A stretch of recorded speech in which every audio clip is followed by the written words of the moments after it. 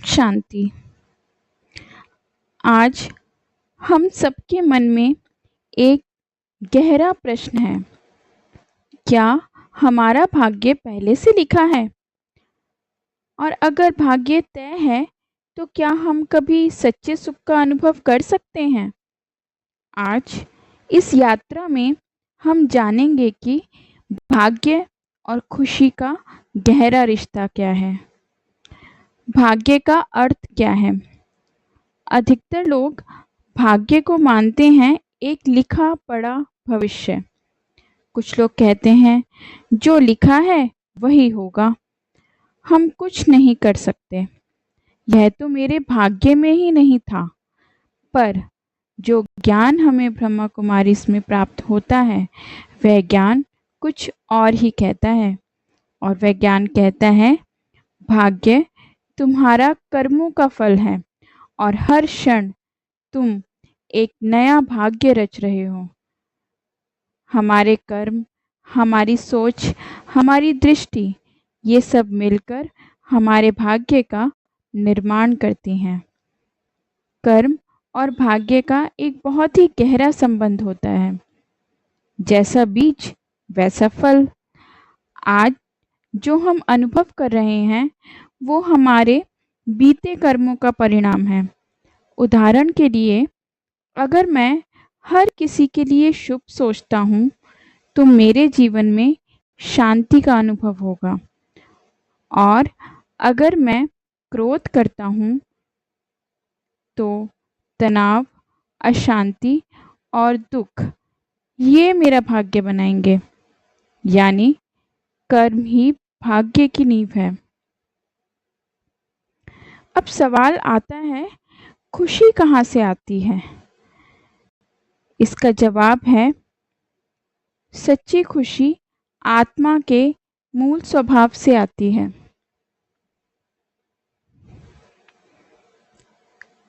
अगला सवाल जो हमारी आत्मा ही हमसे पूछती है, मैं कौन हूँ?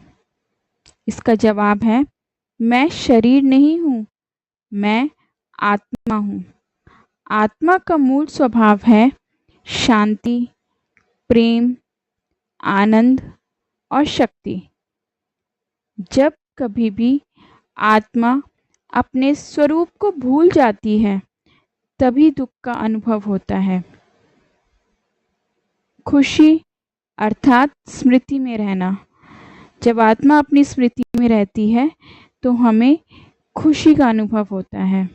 दुख अर्थात भूल में रहना।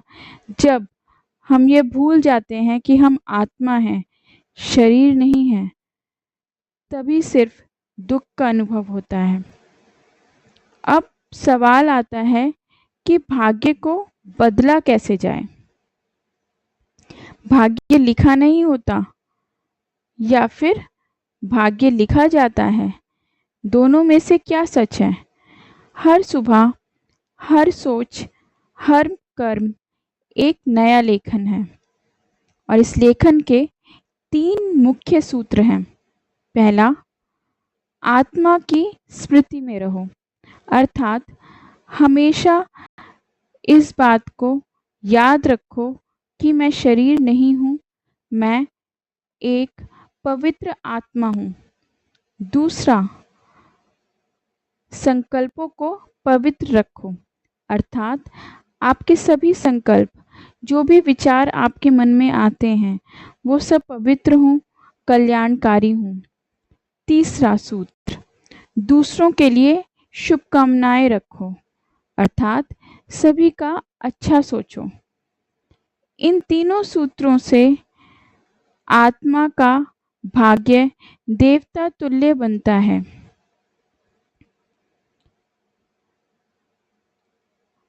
अगर हम भाग्य परिवर्तन की बात कहें तो मैं इसके बारे में बताने के लिए आपको एक छोटी सी कहानी बताना चाहूँगी। ये कहानी है रीना बहन की। रीना बहन एक सामान्य गृहिणी थी। पति की बीमारी, आर्थिक संकट, बच्चे तनाव में, हर ओर अंधेरा था। फिर उन्होंने एक दिन ब्रह्मा कुमारी केंद्र जाना शुरू किया। धीरे धीरे राजयोग ध्यान सीखा, शिव बाबा की याद में स्थिर रहने लगी, सबके लिए शुभ सोचने लगी। अब वह खुद सेवा केंद्र पर क्लास देती हैं। उससे अपना भाग्य बदल दिया।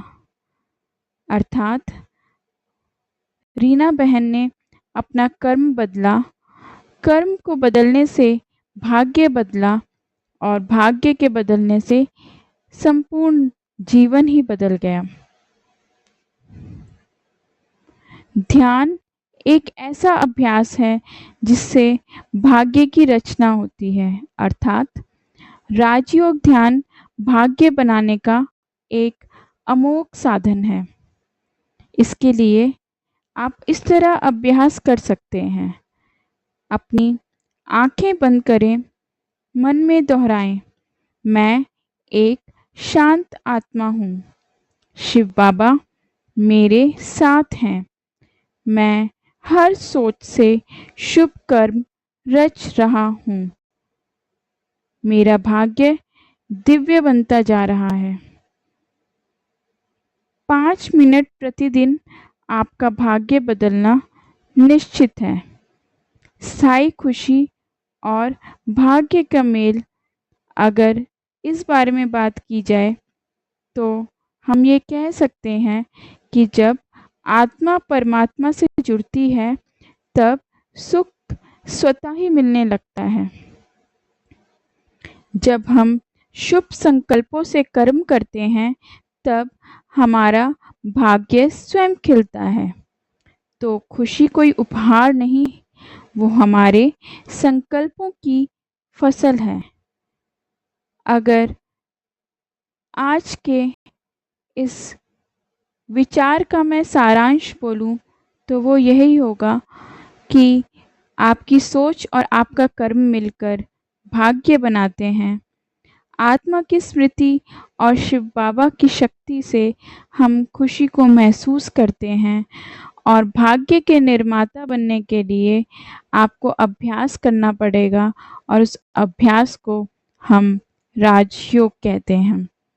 आज से यह हर आत्मा तय कर सकती है, मैं भाग्यशाली हूँ क्योंकि मैं स्वयं अपना भाग्य बना सकता हूँ। ओम शांति।